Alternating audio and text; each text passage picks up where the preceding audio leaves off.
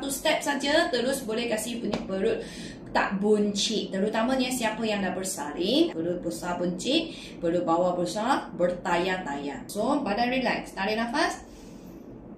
Hembus. Baru you simpan. Faham tak? Perut. Bukan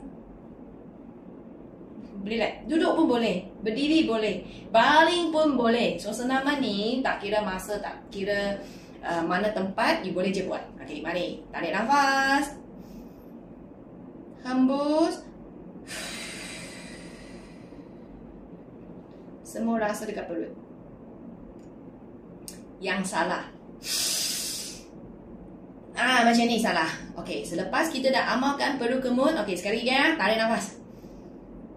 So, tarik nafas sepatutnya perut kembung tau. Tarik nafas. Hembus.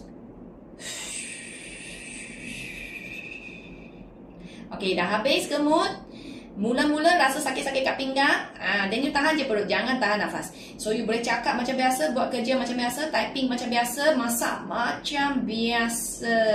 So kita dah amalkan perut kemut ini, then you duduk boleh, baling boleh, semua boleh. Okay, so nak duduk buat, baling semua suka hati. Janji korang buat sahaja.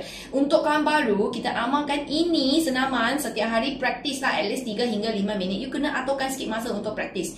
Okay, yang kawan lama, korang tak biasa dengan senaman ni, dan kita kemut je anytime. Lepas kita kemut, dia bukan sahaja tak mengeleber, dia memang dia tekan-tekan, dia keras. Lama-kelamaan you akan nampak perut you kemas, lagi siap ada 2 line yang cantik. So jangan lagi tarik nafas pergi kemut, salah. Cepat-cepat pergi buat sekali lagi. Bila kita hembus, baru you kemut perut you. So jangan macam ni. Jangan jangan. Relax. Hembus.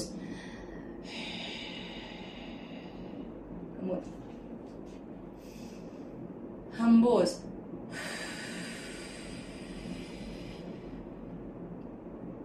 And then tahan perut. Jangan tahan nafas. Dan buat kerja. Siapa lagi tak faham macam mana nak buat? Tekan komen tak faham.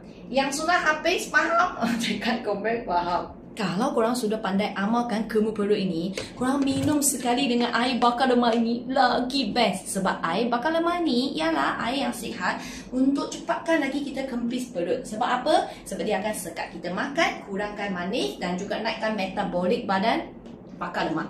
So bagi kita punya sel-sel dalam badan kuat sekali. Pada masa yang sama boleh kuatkan kita punya jantung dan otak. So, korang yang nak beli, pergi cari Midi Arabica Coffee ni yang memang best. Setiap kali waktu sebelum senaman, I akan sediakan 1 botol, 1 liter air dengan 1 sachet